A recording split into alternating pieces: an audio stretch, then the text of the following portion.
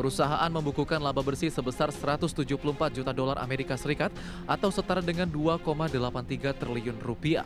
Berdasarkan laporan keuangan, Adro mencatatkan pendapatan usaha sebesar 857 juta dolar Amerika Serikat atau sekitar 13,92 triliun rupiah.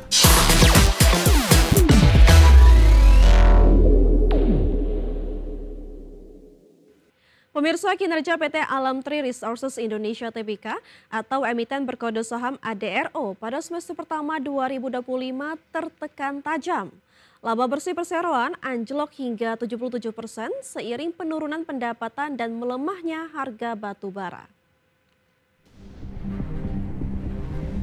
PT Alam Tree Resources Indonesia Tbk, emiten berkode saham ADRO yang merupakan emiten afiliasi pengusaha Boy Thohir, melaporkan penurunan kinerja sepanjang semester pertama 2025. Perusahaan membukukan laba bersih sebesar 174 juta dolar Amerika Serikat atau setara dengan 2,83 triliun rupiah. Berdasarkan laporan keuangan, ADRO mencatatkan pendapatan usaha sebesar 857 juta dolar Amerika Serikat atau sekitar 13,92 triliun rupiah.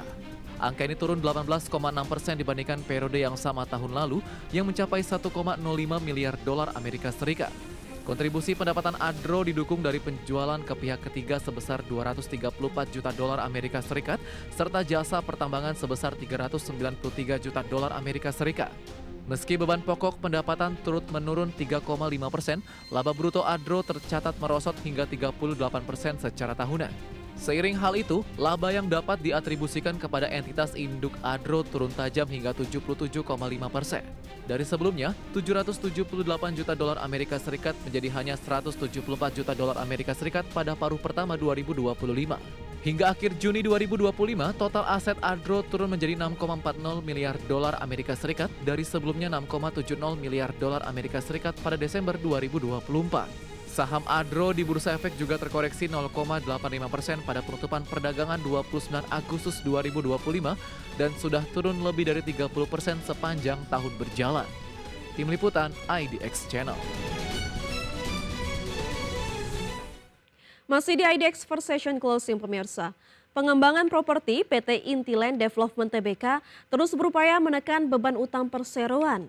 Hingga akhir 2025, utang ditargetkan turun menjadi 3,5 triliun rupiah.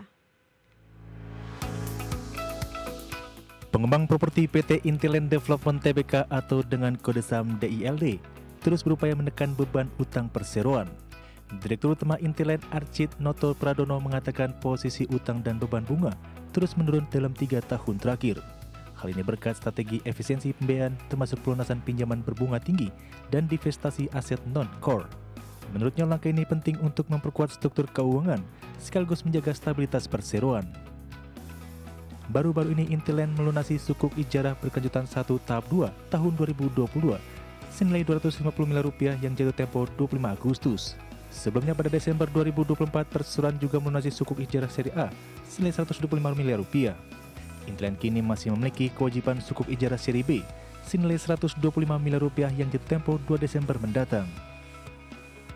Adapun pelunasan ini menjadi bagian dari strategi utama Intiland dalam menurunkan jumlah utang yang ditargetkan tersisa 3,5 triliun rupiah di akhir tahun 2025. Langkah ini sekaligus menjadi upaya nyata perseroan dalam menerapkan prinsip kehati-hatian serta menjaga tata kelola keuangan yang sehat. Berbagai sumber untuk IDX Channel.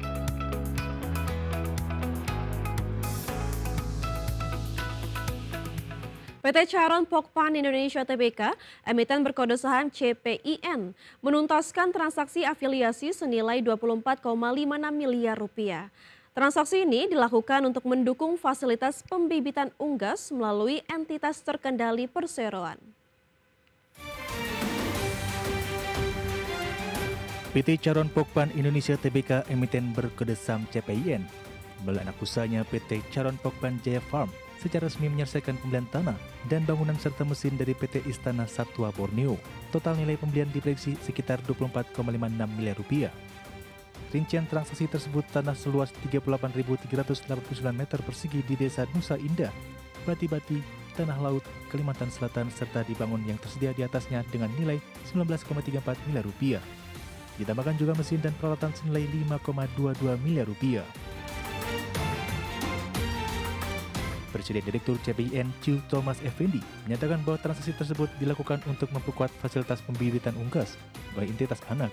Langkah ini dinilai strategis untuk menunjang produksi unggas dan meningkatkan efisiensi operasional CPIN. Transaksi ini merupakan bentuk aksi afiliasi di antara perusahaan yang semua dikendalikan oleh CPIN, di mana Charon Pokpan Jaya Farm menguasai 99,99% saham secara langsung, serta Istana Satwa Borneo menguasai 99,99% secara tidak langsung. Hal ini diserahkan kekuatan aset di dalam rantai pasok perseroan. Sebelumnya CPIN juga telah menyelesaikan transaksi afiliasi besar senilai sekitar 430 miliar rupiah pada pertengahan Agustus 2025. Dengan langkah ini, CPIN terus memperkuat infrastruktur pembibitan unggas di berbagai lokasi strategis negara. Tim Liputan, IDX Channel.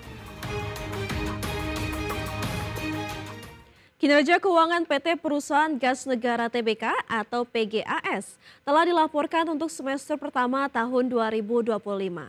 Meski pendapatan naik, laba perusahaan justru tertekan. PT Perusahaan Gas Negara Tbk melaporkan pendapatan sebesar 1,94 miliar dolar Amerika Serikat pada semester pertama 2025. Angka ini tumbuh 5,43% dibandingkan periode yang sama tahun 2024 yang mencapai 1,84 miliar dolar Amerika Serikat. Sebagian besar pendapatan berasal dari penjualan gas kepada pelanggan industri dan komersial yang mencapai 1,32 miliar dolar Amerika Serikat. Pendapatan juga datang dari pelanggan rumah tangga sebesar 24,74 juta dolar Amerika dan dari SPBG sebesar 2 juta dolar Amerika Serikat. Meski pendapatan naik, beban pokok pendapatan juga melonjak 13,29% menjadi 1,62 miliar dolar Amerika Serikat. Kondisi ini membuat laba bruto PGAS turun 21,52% menjadi 319,62 juta dolar Amerika dibandingkan 407 juta dolar pada semester pertama 2024. Tekanan kinerja keuangan berlanjut pada laba bersih perusahaan. Laba bersih PGAS turun 22,60% menjadi 144,42 juta dolar Amerika Serikat. Dari sebelumnya 186,60 juta dolar Amerika pada semester pertama 2024. Penurunan laba ini salah satunya dipengaruhi oleh rugi selisih kurs sebesar 15,96 juta dolar Amerika Serikat. Pada akhir semester pertama 2025, PGAS memiliki total aset 6,42 miliar dolar Amerika, terdiri atas liabilitas 2,95 miliar dan ekuitas 3,47 miliar dolar Amerika Serikat. Tim Liputan, IDX Channel.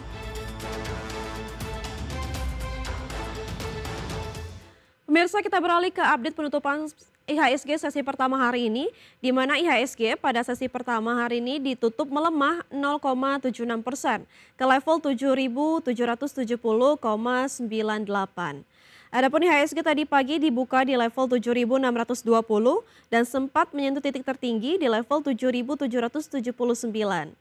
158 saham mengalami kenaikan, 549 saham mengalami penurunan, dan 99 saham stagnan atau tidak berubah. Adapun top gainers atau saham-saham mengalami penguatan tertinggi antara lain ada Antam yang mengalami penguatan 6,91%, BRMS mengalami penguatan 4,68%, Humi mengalami penguatan 4,57% dan AADI mengalami penguatan 3,26%. Dari top losers pemirsa atau saham-saham mengalami penurunan terdalam ada BMRI yang mengalami penurunan 1,48%, BBRI mengalami penurunan 1,48%, WIFI mengalami penurunan 3,35% dan Telkom mengalami penurunan 1,6%. Sementara dari pergerakan sektoral pemirsa, kesehatan dan industri sama-sama mengalami kenaikan di 2,24% dan 1,21%. Sementara transportasi dan logistik mengalami penurunan di 1,69%. Begitu juga dengan keuangan yang mengalami penurunan di 1,57%.